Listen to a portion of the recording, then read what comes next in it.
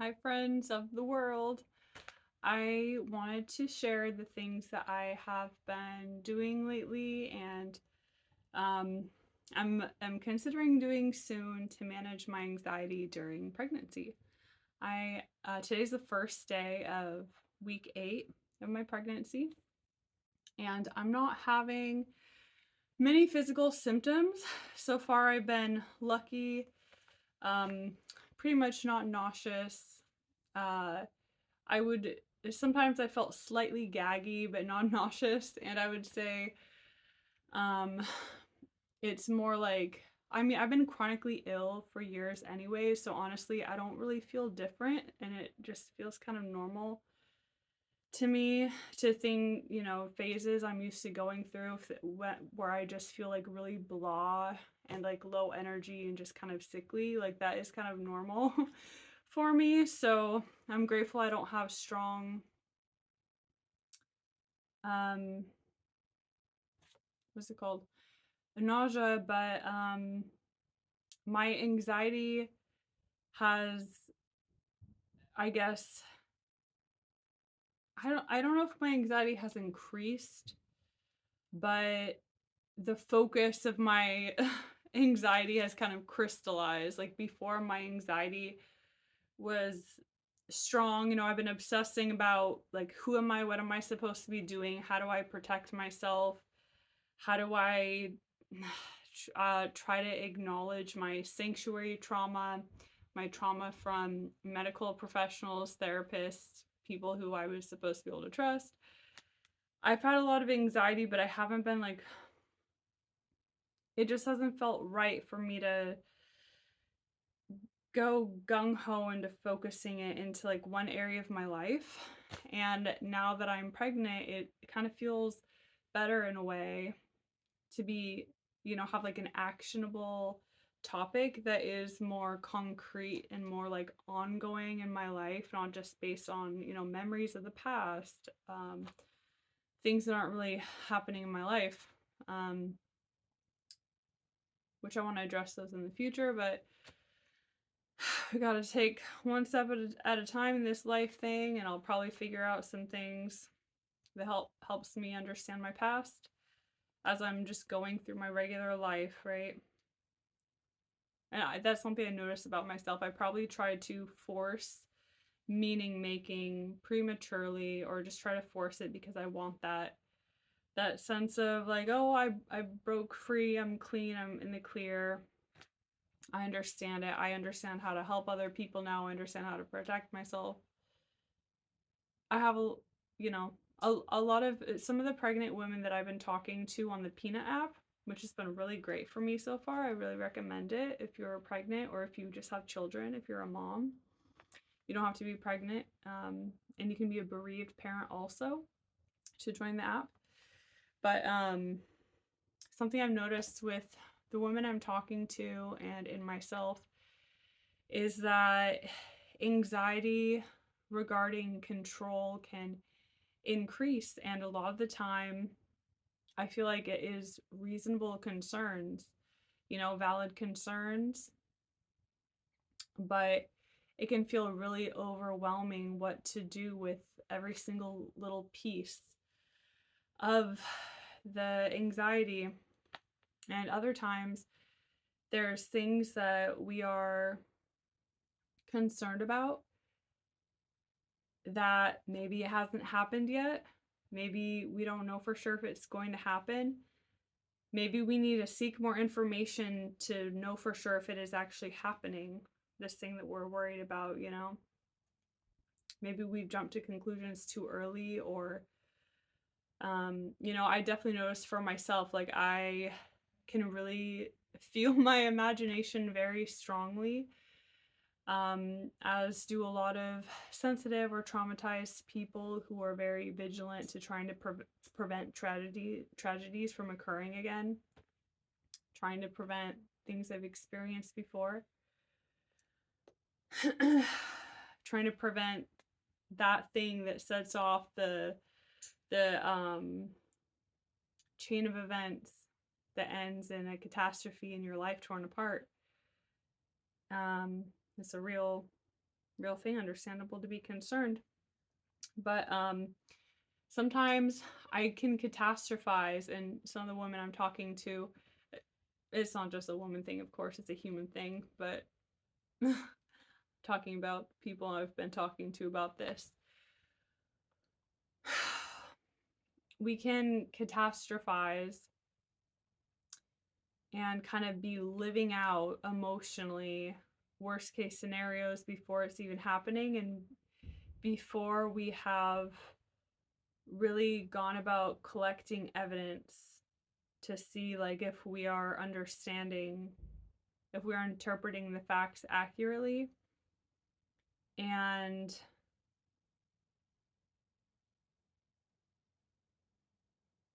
sometimes I think interpretation of facts, we can never know for sure, depending on the circumstance. We can't ever know for sure anybody else's intentions, but we can decide. I think that we can have faith in our interpretation to be like, I choose to interpret things this way because this is what is good for my mental health. You know, I think that's real. And to acknowledge in the moment that we deserve that sense of rest, and to not be in this hyper vigilant, high stress, never ending problem solving, hyper fixated mode that distracts us. It can distract us from putting our energy towards things that could actually empower us and make us less susceptible to the problems that we're concerned about, or it could give us other options to choose from.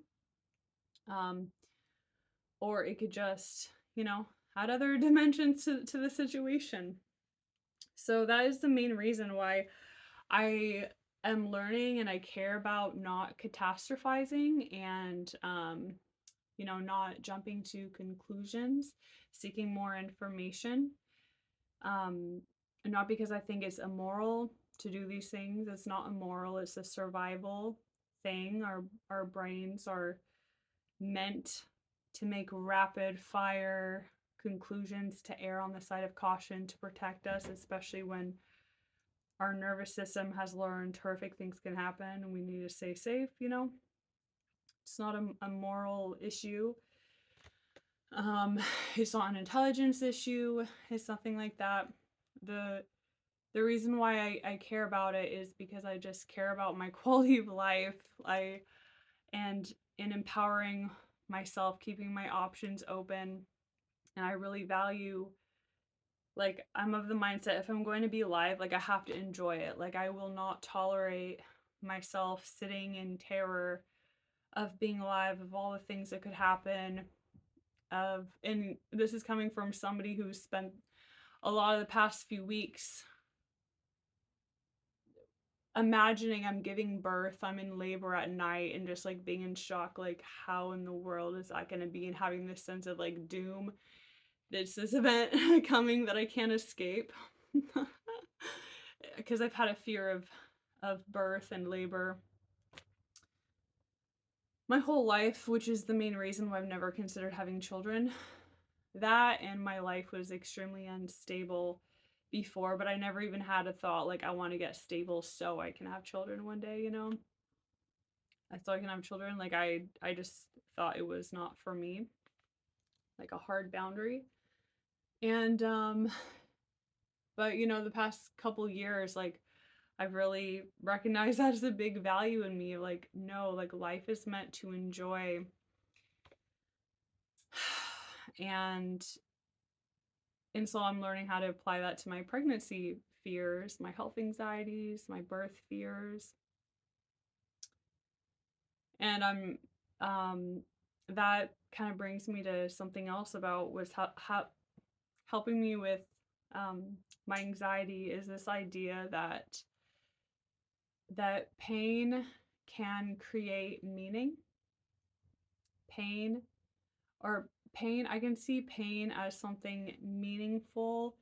And so it takes on the tone of, like, in my mind, it takes on the tone of pain being just one aspect of a wider good situation. Like, the picture is generally bright and cheery, and then the pain is just like that difficult thing that it's like, but we are safe. We're going to get through this. Like everything's beautiful, working out brilliantly. Like I trust the people around me. I trust myself. Even if I die, like I trust that it was my soul's time to go and my soul will be recycled and I can never really be destroyed or harmed. I just go on to the next great adventure because I do have those death fears also, which is also really common with pregnancy.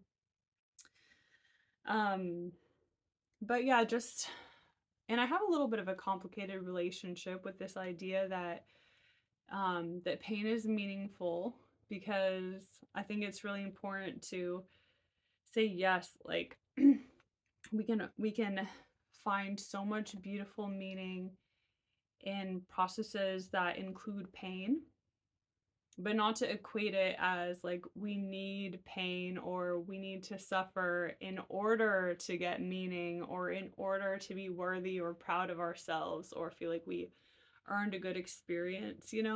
I think that's a really important differentiation there. um but yeah, I've been thinking in general more about my relationship to pain and discomfort, because normally, like when I feel pain and discomfort, the kind of process that comes through my head is like anger, like why does pain exist, like just disgust at the universe that pain exists. um and in the past it's been shame towards myself, like pain is a sign that I am a failure, broken, messed up, need to be harmed in order to be corrected, because I learned growing up that physical abuse, emotional abuse, violence, emotional or physical violence, that is the only way to identify and solve problems.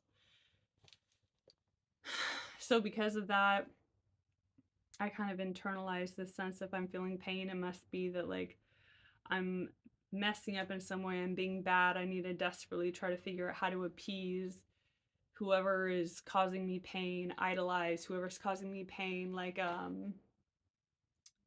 Stockholm syndrome type of thing. Um and well, I forgot what I was just talking about because that was some intense subject matter that my mind was going into. Saying something about, learning pain. Yeah, when I was younger, I saw pain in a different way, and oh yeah, I guess now I'm seeing pain more as like pain. I'm trying to feel through it. It's something I'm still learning, but I'm like, okay, pain either means that I don't have enough support and the systems of the world have failed me in the past and are failing me now. Um, uh, and sometimes I think that pressure really does need to be put on systems or onto people who perpetuate, um, for lack of a better word, greedy, resource hoarding systems, because resources can ease so much suffering. It can heal your hormones, like resources, depending on how you get the resources. That's important too. But um, yeah. What was I saying about? I have some notes here about. Oh yeah. My relationship with pain is like um more so about like systems need to be held accountable and advocated for change. Or I need to learn how to advocate for myself more, not like in a shameful way, but like in a like I'm doing the best I can, and I believe that I deserve to experience less pain, so I'm going to try to learn as much as I can how to help myself experience less suffering.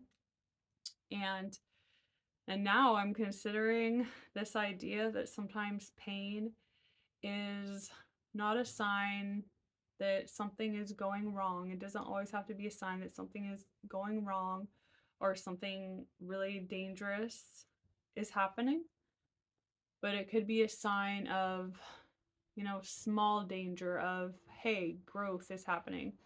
And I think it matters also, and it can be hard to tell, especially when you're very hectic. If you don't feel settled in your body, if you do feel torn between performing something someone else wants you to be so that you get access to their resources or so that you aren't harmed by them.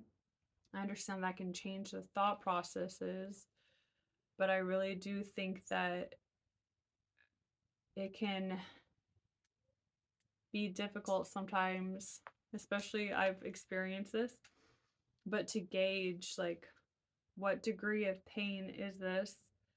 And but if pain is perceived, like pain is a perception, right? If pain is perceived as intense, like I think that like emotional pain, physical pain, whatever, I think that that always requires adjustment in the moment, not pushing through, not telling ourselves, oh, it's not real, but being like, no, this is what's real in the moment. It might not be real in the next moment, but in order to get to the next moment, I need to slow things down a little bit, like reassure myself, like do some self-care 911 to help show myself that like I have myself, like things are okay, or to be like maybe things aren't okay. Maybe I was feeling a sensation of pain and I was just like, oh, it's nothing. I didn't slow down.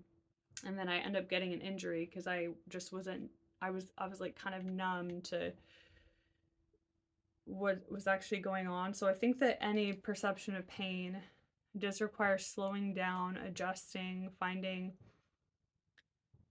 non-painful ways to go through. I'm thinking of like yoga or a learning process, you know, like honoring our personal learning styles or honoring what relationships we invest and become more vulnerable to, just ways we invest our energy in general.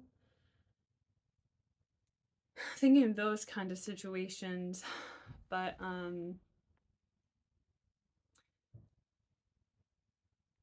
but you know, maybe part of it is like I have been so sensitized to pain because I've been through so much insane just like suffering and outside of resources, and when I was younger like used so much of my energy to like be so positive and so like making the best I could out of a worse situation, like trying to see things romantically, like I heroically was able to do all that and I didn't realize how bad things were. But then when I, you know, eventually things catch up to you, you get older and it kind of starts to fall on you, and your nervous system, you're not physically able anymore to sustain that positive interpretation. And I think that really sensitized me to this sense of like pain. There's no support when I feel pain. There's no safety or protection from other people. There's no way, you know, like those kinds of things, especially. Anyway, that kind of I'm talking a little bit about self-care, or I was a second ago, like self-care in the moment when we feel pain, whether it's physical or emotional, like not just trying to distract, push through, but taking those minutes to breathe. And I mean, I guess everybody has their own way of doing this. I'm assuming, right? Their own things to let them get in touch with that sense of home in themselves. And I'm still cultivating that sense of home. You know, like the mental imagery and just like the kind of common narratives that take form in my mind when I think of home. Like for some people, you know, like for my mom, I could imagine like her sense of home is like, I'm a devout follower of the one true God and I'm going to heaven. Like I can imagine, for example, like that is like kind of an affirmation that is a big theme of her personal sense of home.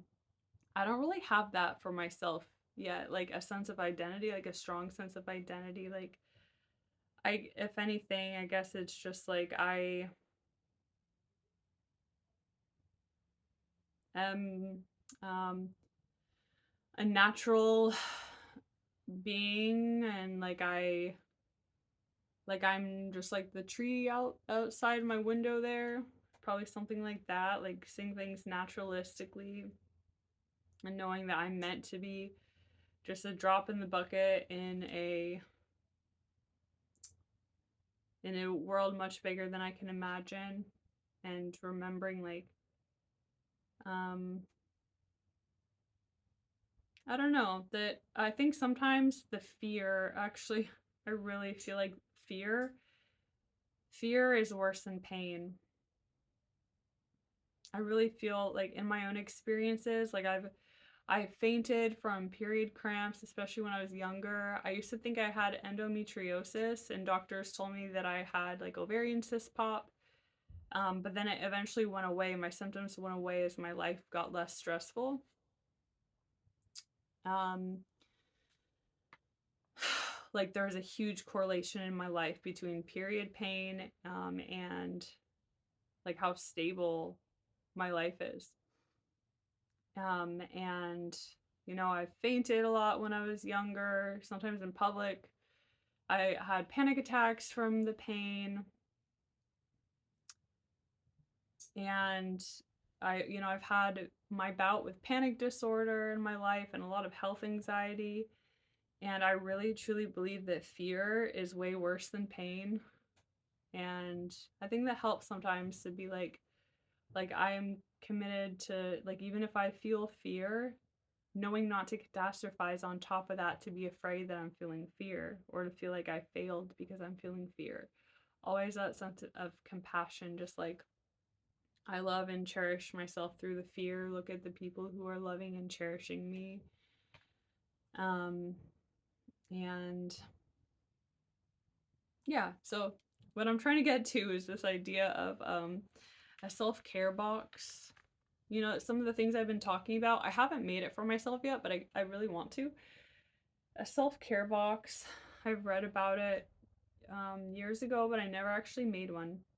You can take like a shoe box or a pasta box, or I don't know, a cute box you get from a store or whatever. And it's just a physical object that you have in your home. You can also do a mini one for like your wallet. Like get like a little travel makeup bag or something and just put some things in there, and you can put it in your purse and take it with you places. But it basically just contains like the top affirmations that help you find your sense of self when you are in the thick of that anxiety and fear, and it can be so hard to remember sometimes, to remember anything outside of it or remember those important things. And the way that we integrate things the most is when we can practice it in that heat of the moment. So examples like that I would like to put in mine, it would be affirmations, breathing exercises. Like I've been doing the 4-4-6 breathing a lot.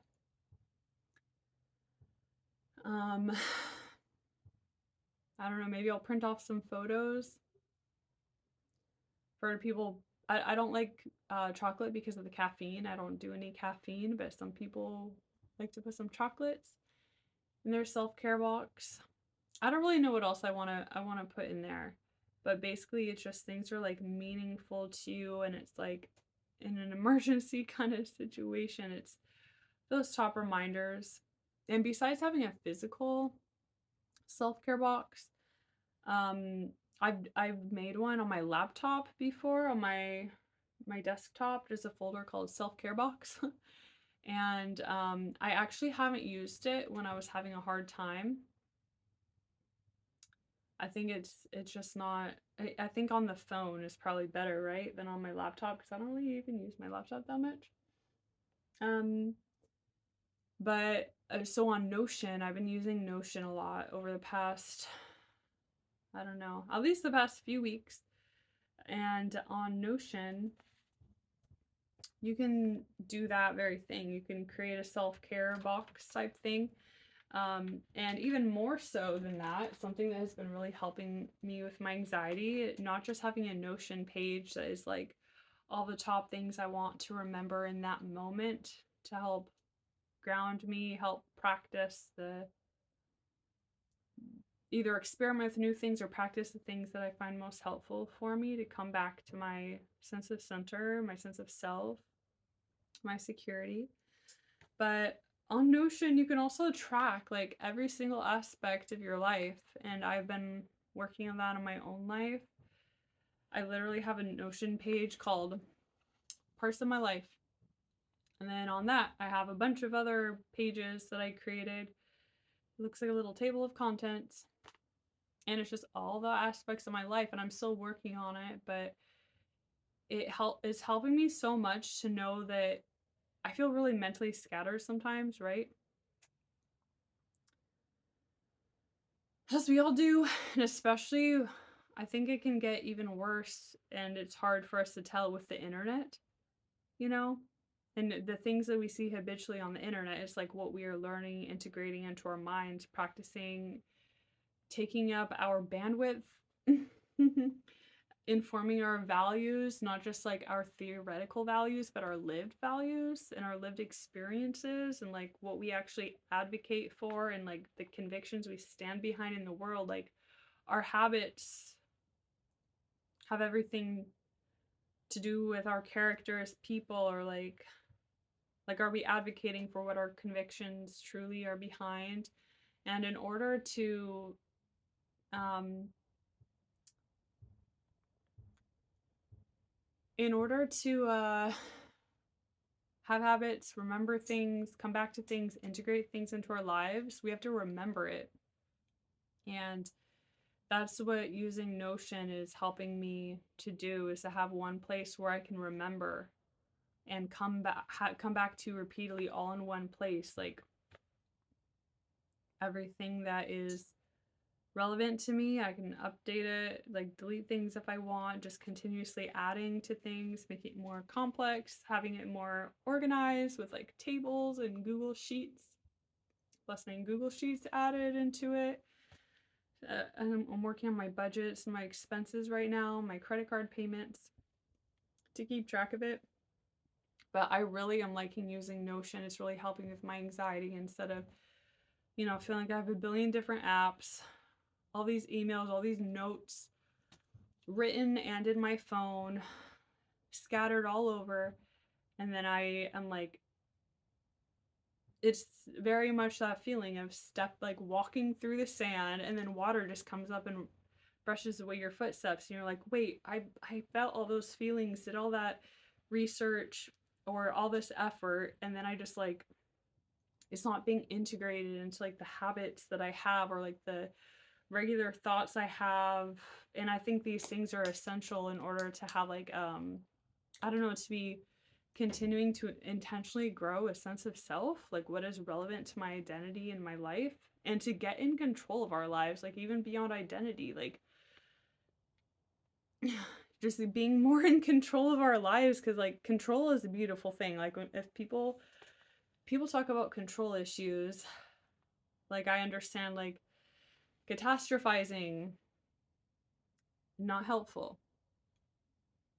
But being in control, having the power to predict, prevent tragedies from occurring, like that is like, we don't want to accidentally like cause tragedies or distract ourselves in the process of trying to do this, but like that is like an essential, beautiful, natural function of a human brain, to use our memory, to use our lived experiences, to use things, wisdom we've seen from other people. And it's hard to do this if we aren't able to remember. And that's why, yeah, Notion is really helping me with my anxiety, to have like a healthy control over things where it's balanced and I can kind of like just keep on recording things over time and knowing it's all there for me to come back to and to remember, just in one place. Like the link to everything that I need is in that one place.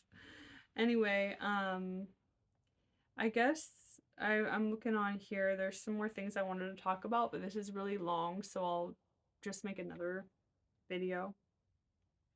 But I just wanted to end this with one more thing about what I am doing to help me um, with my anxiety during pregnancy so far. And that is um, I'm trying to think like what is that balance between acknowledging the negative things but also not letting that prevent me from enjoying and living my life right now. Like how like I want to remember those negative things to continuously experiment, work on it, not just neglect and be like, oh, it's just gonna be okay. And then meanwhile, it's destroying things in the background. As has happened to me in my life, with addiction and poor health and not not taking agency, responsibility for my convictions, not advocating for myself, not embracing my feelings and respecting and honoring my feelings. Um, but yeah, just like how to have joy on a regular basis and to infuse that in, because control, beautiful, great, like healthy, balanced control. But for some reason, like it's hard for me to access joy. Like, and I'm working on it, but I really want to. Part of me is like maybe in the future I'll figure out in order to have more joy, like I just had to be more patient and have more stability in my life. Like I had to let more problem solving. Um, I had to let more of my problems become solved. I had to just be patient for the luck, for the timing, for when my effort and my capacity coincides with meeting the right people, the right circumstances, the right ideas. I do consider that, but I also consider like joy. Um, I want it in the like now, and like sometimes I just like force myself to like laugh or to just like express sweetly, even if I'm not really feeling it, because we gotta sweeten things up sometimes, just like out of spite for how horrible life can be. Just being like, no, like my optimism and my sweetness and the happiness that I take, and I choose to take the humor I choose to take towards things, like it is essential. It's keeping me afloat, it's keeping my energy sustainable, it's fueling me so that I can have the energy to care about my convictions and to be more intentional and organized in the world.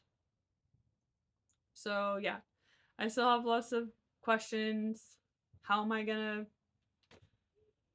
one the biggest one is how am I gonna transition from dog care, being at other people's houses, taking care of dogs, to a different source of income so that I can, especially in later pregnancy, taking care of my child when they're really young. I'm not the type of person who wants to just be like, daycare, bye.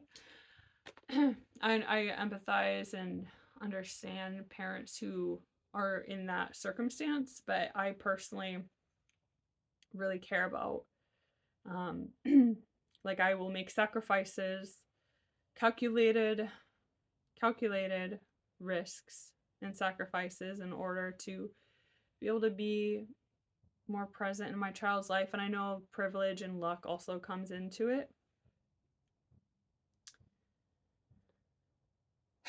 In my own life circumstances.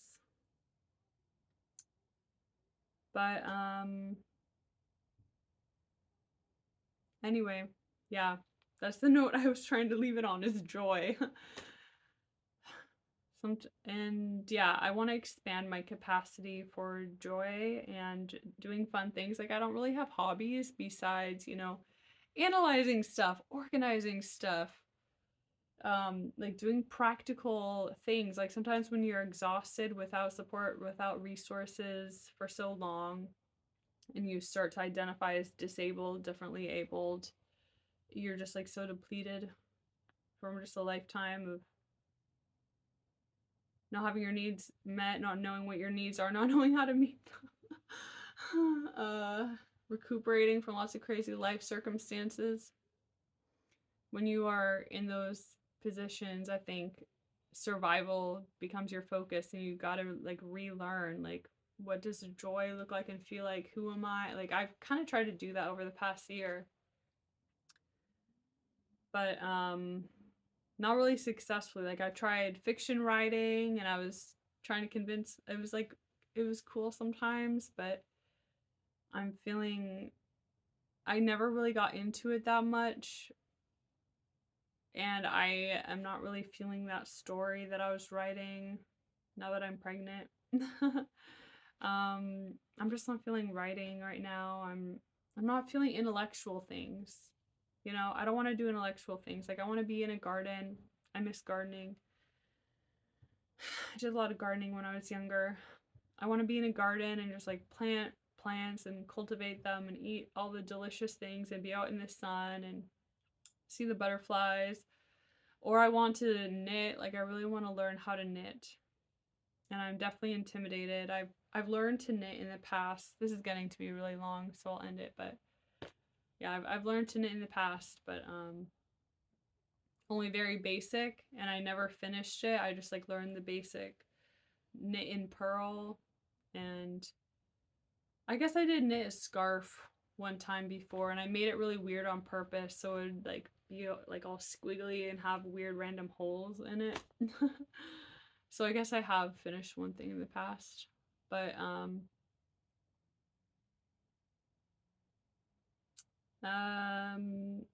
I really want to learn how to knit. Wouldn't that be so cool if I was able to knit friends' baby clothes? Like especially the moms I'm making friends with, I could like make their family like matching little hats or something, including their baby, or like little baby socks, making clothes for my own baby. Like it's a really exciting thought, and I'm trying to learn like how to not be intimidated by learning something, especially learning something alone. I'm not sure if I'm capable of learning something alone. It might be that my learning style at this time of my life is I have to have a physical person who teaches me in person, because learning can't happen under stress, and I might have too much of a high baseline level of stress and a history of stress in the past to where I just don't have that capacity for learning at this point without someone here like directly showing me and making it more of a social thing. But anyway, okay. I hope something in here is helpful for you, and I'd love to hear what are other things, or like what are some things that really help you to manage your anxiety, especially if you're pregnant, or if you're not pregnant, like I guess I want to hear it. Like anxiety is anxiety, no matter your gender, no matter your life experience, no matter your sex, no matter your life experiences. So okay. Okay. Take care. Bye.